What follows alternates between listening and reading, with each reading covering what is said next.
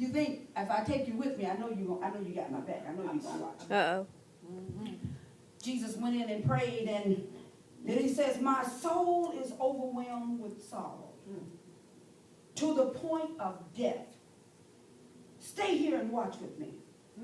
Jesus could feel death. Now remember, Jesus never cried before. He's never experienced death before, but because he's a human, because he was here on earth, he was man, but yet he was divine, God had to give him a choice to go through Gethsemane. All right now.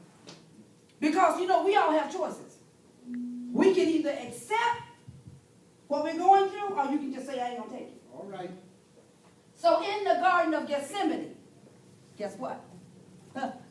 Jesus is there, and he began to feel this overwhelming pain, the overwhelming part of sorrow, the overwhelming part of oh my God, this is too much. I don't think I can bear it. How many of you have been in something that you felt like it's just so overwhelming, it feels like you're gonna suffer under it. It feels like it takes your breath away. How many times have you just been so upset and so crying that it's like because you can't get your breath. Jesus says, my soul is overwhelmed, even unto death. Jesus is at a point where he knows that we will be lost if he don't go through it. But he's thinking about the fleshly part of him is going to have to die, the man part. Now, he ain't worried about the spirit part, because the spirit part is going to still be there. But he had to actually feel death. Yes. Some of you have actually got to feel death. Some part of you has got to die. Yes. Yes. The dying is what hurts. Death itself don't hurt. All right. It's the dying that hurts. When something is dying, it still has life in it, but the part that has to die, it slowly dies, and it takes something out of you because that part of you become numb. You can't feel that, so it's dying, but you don't want it to die. You don't want it to die. When you see a plant or a tree, when it starts dying, one branch dies at a time. Yes. The whole tree just don't die. That's All right. But one branch died, and you start trying to prune it, and you clip a piece off, and you try to save the flowers. You take the dead leaves off. But in order for it to start over again, Yes. Yes. you got to cut the whole thing down. Ooh. Mercy. You got to go through Yeah. and get to the other side in order to get what it is God has for you. Jesus in the Garden of Gethsemane, he prayed, he said, my Father, if it's possible, may this cup be taken from me, yet not my will, but your will. Some of us can be in some things that you say, Lord, do I have to go through it? Do I have to go? Do I have to go through it? Must I bear this? Must Jesus bear the cross alone? No, there's a cross for you, and there's a cross for me. All of us have got to do a little dying. Yes. But you have to go through in order to get to it, the blessings that God has waiting for you.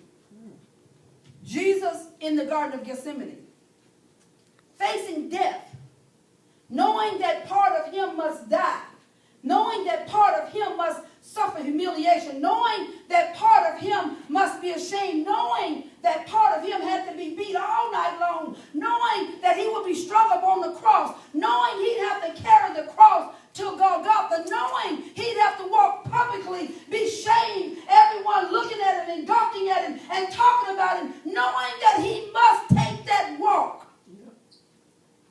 Lord, is it possible? Is there another way? Can I bypass this? Sometimes it seems like it would have been another way, that there should have been another way. When Jesus come back, he went back to God a second time.